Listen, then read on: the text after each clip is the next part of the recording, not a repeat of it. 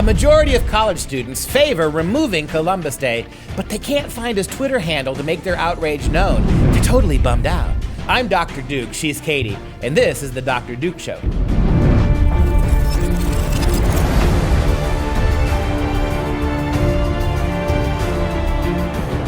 Everyone, and welcome to the Dr. Duke Show, that only soul unique, utterly one-of-a-kind program that keeps you educated on the endless craziness impacting K-12 classrooms and college campuses around the world. Today is Columbus Day, and as an Italian, I salute him. He was a man who did something that the entire European world said could not be done, and he did it. So, to honor such a day, we're talking Brown University and its new plan to address violence through transformative justice with indigenous teachings, aka spending big money to find outrage. But we start with a new poll that finds a majority of college kids support ditching Columbus Day as more states move to celebrating Indigenous Peoples Day instead. And here in Wisconsin, our governor, the former Secretary of Education who brought Common Core to Wisconsin, who's now the governor, unilaterally, without consulting the Assembly or the Senate, without consulting the people of Wisconsin, he just renamed Columbus Day Indigenous Peoples Day. An overwhelming 69% of university students support replacing Columbus Day with Indigenous Peoples Day. And I can tell you this, guaranteed, without a doubt, these kids can't tell you 5 meaningful things about Columbus. They cannot tell you anything about him. They don't know what he did. They don't know what he did when he got here. Columbus just represents, to them, the destruction of Indians. And here's the thing about that. It's not just now Columbus. Now, the United States of America to these kids. I bet you almost the same amount of people would say the same thing at colleges. The United States of America represents nothing more than the destruction of Native Americans. The American flag represents the destruction of American Indians. So get rid of the American flag. There's a movement for that. Stop calling America America, because you're tar and feathering South Americans and Canadians and Mexicans. The word America is colonial. Got to get rid of it, right? Every aspect of Columbus is just the canary in the coal mine, and that canary is dead, right? That canary isn't twerping anymore. What's the name of the cat and the Tweety bird? The putty tat ate the canary. It's over, ladies and gentlemen. Columbus is now no better than Hitler. How you were able to put Columbus and Tweety bird in the same? I get it. The canary is dead in the coal. It's done. True. This is true. Well, and the thing is, because people, obviously, they don't know their history. No. So now you hear Columbus and they just twitch and they're triggered. They literally are triggered. And when I went back to campus and had to, deal with you, that second time around, Columbus Day would come up and professors would acknowledge it with disdain. They'd make snarky comments about the day. I'm like, you could have just ignored it completely. We're not in history class when this is happening. They could have just ignored it, but instead they had to put some snarky comment about how evil Christopher Columbus, that man, how dare he. And now we have Indigenous Peoples Day all around. Now, here's what I want to know. Like at our university, we don't get Columbus Day off. Correct. Because, we even before Columbus became out, we never got the day off anyway, right? Banks get the day off. Government gets the day off. Your mail carrier husband gets the day off. He does. But you and I and the university doesn't. So they never honored it anyway. But here's the thing. Now that you're calling it Indigenous Peoples Day and you don't give them a day off, this is a good question. That's racism. So here's what we demand. Now that you've renamed it Indigenous Peoples Day, Tony Evers and American universities, we demand the entire day off paid. And if you don't give it to us, it's because you hate Indians. So get on the stick right now. And furthermore, Columbus Day was a 24-hour holiday, and he was nothing more than a rapist of Indians. So we demand that you give us Monday, Tuesday, and Wednesday for Indigenous. How about Indigenous Peoples Week?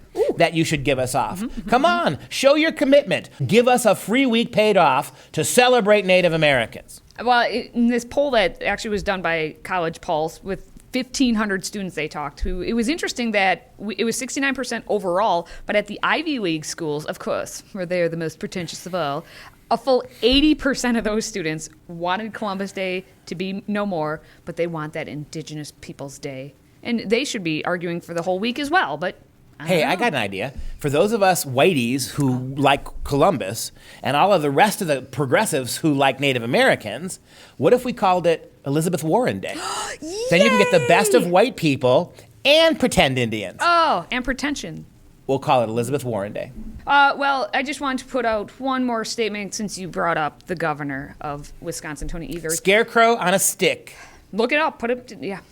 His lieutenant governor, Matt Mandela Barnes, actually said, "We seek to recognize and honor our state's indigenous communities while moving beyond a dated practice that perpetuates inaccurate teachings and honors genocide." The story of Wisconsin's indigenous people has long been one of resistance and resilience. In the coming years, our administration will work to ensure that story evolves into one that includes respect and justice. Yeah, like casinos. Yes, like reservations. Yes, like giving the Native American tribes their own government within a government. Like the fact that there are all sorts of subsidies, all sorts of affirmative action programs, all sorts of reparations, overtly and covertly, that are paid to Native American tribes throughout this country. And yeah, I get it. That by celebrating Columbus, you are perpetuating the hatred of Indians. Okay, that's nonsense and bogus thinking. But if you got to lock yourself out, knock yourself out. But please spare us your pious pronouncements, right, about how you're going to be the one who fixes Native American relations in Wisconsin or across the country. All you're going to do is keep getting your share of the tax break. You're going to what little casino money you can glean from them, you're going to put it in your back pockets. Let's pretend this is not about. Let's stop pretending this is about the betterment of the American Indian, you hypocrites. And since that very millennial response from Mr. Burns there, we're going to go to the university because, we're talking about people who are pretentious. And let's go to Brown University, where they're having plans now on how to deal with the violence on their campus. And that includes using this transformative justice and accountability instead of any punitive measures. But no one actually knows what the heck that even means. Transformative justice, accountability, they haven't defined it. But according to their new recent graduate of Brown University, who previously worked as a humanities teacher in a restorative justice role in Boston Public Schools, the new coordinator of transformative justice, that is to say, the transformative justice program coordinator. Again, we don't know what that means. But this woman named Dara Quayera Imani Bayer is the new transformative justice program coordinator. And she is going to use indigenous teachings to assist in conflict resolution. That's what's happening. Nice. Does that include scalping? I question. Does that include taking problem students and burying them up to in their necks in anthills? Is that what that includes? Are they? Because, I got to just point this out. Not everything the Native Americans did was transformatively peaceful. What? You're thinking of lies. You're thinking of Chief Cody, right? Back in the 1970s, that Indian with the tear. Remember him? One tear. And do you know that he was Italian? Yep. Chief Cody was not.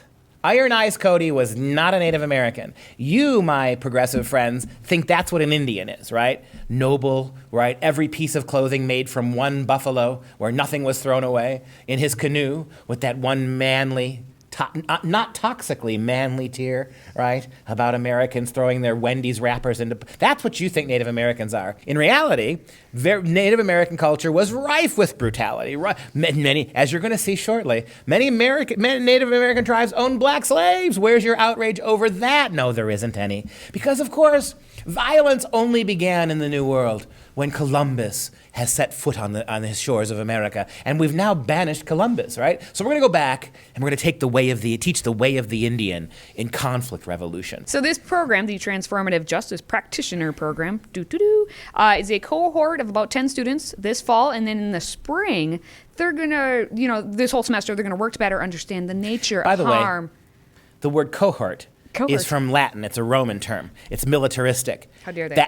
For Native Americans, you're going to call them this is not a cohort. This is a tribe? What would we call this? A powwow? Sorghum? That's a sorghum. Not a clan. A program for a sorghum of about 10 students. Yes. And they're going to explore their communities and envision justice and accountability. And then in the spring, they're going to begin an apprenticeship program guided by what they learned this fall. Oh, to be one of those 10 students. How many hundreds of thousands of dollars do you think Dara Quayera Imani Bayer makes? How much do you want to bet that she's pulling more than $200K to do her job? Well, and you also ask yourself this question. Is her name really Dara Bayer, which is a boring white person name? And so she jammed in the Quayera Imani into the middle. What do you think happened there? To give her some street cred? I'm not. Some reservation cred? Oh, I hope not. But anyway, the reason she got picked was she had participated in activism on campus when she was a student. There you go. At Brown, and she urged police accountability at the university. They wanted transparency, of course, too. Notice what's never mentioned: her grades, her major, her coursework. No. Her position specifically is a 2-year pilot position, and it's funded by the Office of the Provost. See, I'm going to revise my guess down. As not being a full-time tenured member of the faculty, she's not making $200K.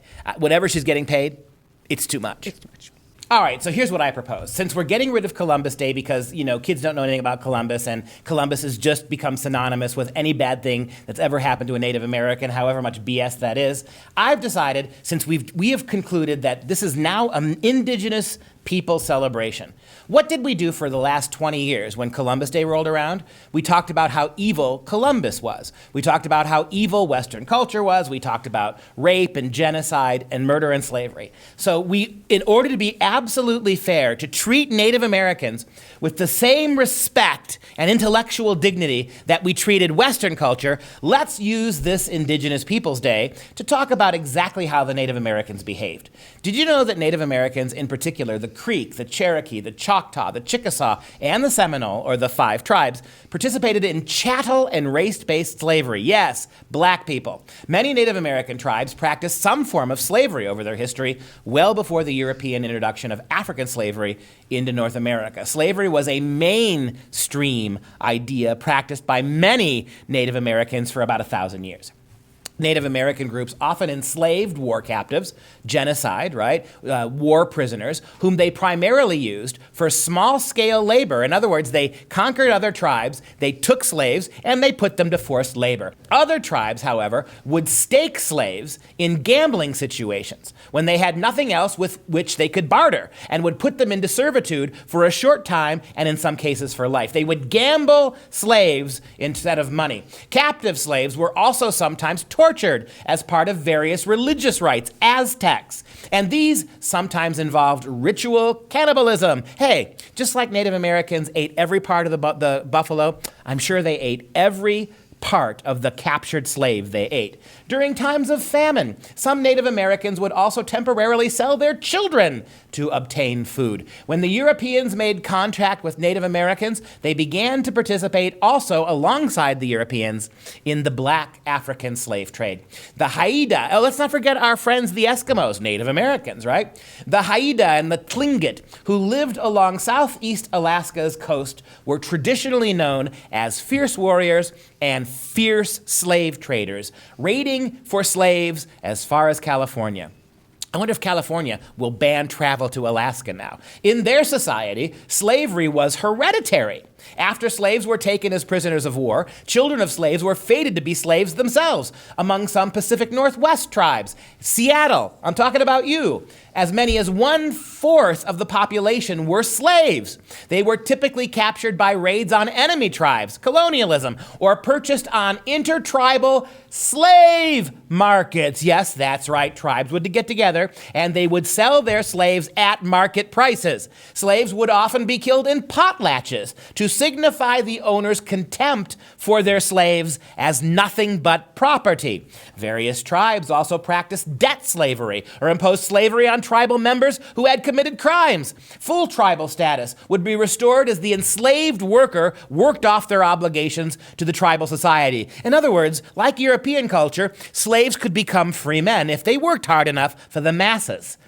Obtaining prisoners was also a strong interest for Native American warriors, as for the qualification of being considered brave. To be brave was to take prisoners, was to take slaves. This was especially an interest of male warriors in various tribes. Other slave-owning tribes of North America, including the Comanche of Texas, the Creek of Georgia, the fishing societies, such as the Yurok, who lived in Northern California, and the Pawnee and the Klamath. In other words, everything you say Columbus did, most of which he did none of, Native American tribes have been doing for 1,000 years before the first paleface set foot here. So let's celebrate indigenous people the same way we celebrated Columbus Day for the last 25 years by pointing out that they're brutal killers, enslavers, violent and vicious, irrespective of human life. They were conquerors, they were colonists, and don't even get me started. If we're going to expand the definition of Native American to include indigenous peoples of South America, you have the Aztec, the Inca, and the Maya, 3 empires. According to progressive ideology, empire building is bad. And empires, as we know, the empires of the Aztec, the Inca, and the Maya, were built on slave blood. They were built on human sacrifice. They were built on war and calamity. So by all means, now that we have dawned Columbus Day, we have decided to name it Indigenous Peoples Day, let's get rid of it. Let's start an immediate campaign to get rid of Indigenous Peoples Day because it is full of nothing but the celebration of genocide and colonialism and war and rape and oppression and slavery. And let's just have one day that we call Honoring the Slave Day. How about that? Slaves of every color, from white slavers in Johannesburg all the way to the slaves that were taken by Native Americans. We're going to honor those slaves, and we're going to get away from this BS because, again, if we're going to treat your Indian tribes the same way we treated Columbus, we're going to spend our time pointing out the incessant violence that built your culture, not just ours. Thanks for playing, Tony Evers, and happy Indigenous Peoples Day to all of you. I was going to say Happy Columbus Day on this Monday, but I'm just going to say Happy Monday, and hopefully no one yells at me. As always, please share the episode and subscribe to the free audio podcast on iTunes, SoundCloud, and everywhere else. Just visit drdukeshow.com and click on any of the platforms that you see on the top to subscribe. Happy Remember Slaves of All Colors Day. That's our new holiday. And that's it. If you like the show, and how could you not, please consider supporting it by signing up for the Patriot Club. Just $25 a month keeps us going. Visit thedrdukeshow.com to get it started. And let's make my new holiday go viral. Send it out, share it with as many people as you know. We'll be back tomorrow at 6 p.m. Central Standard Time with an always entertaining, always upsetting, always entirely insane episode of The Dr. Duke Show. For Freedom Project, I'm the sane one, Dr. Duke. She's the lunatic, Katie. And until tomorrow, I want you, please, to stay educated, my friends.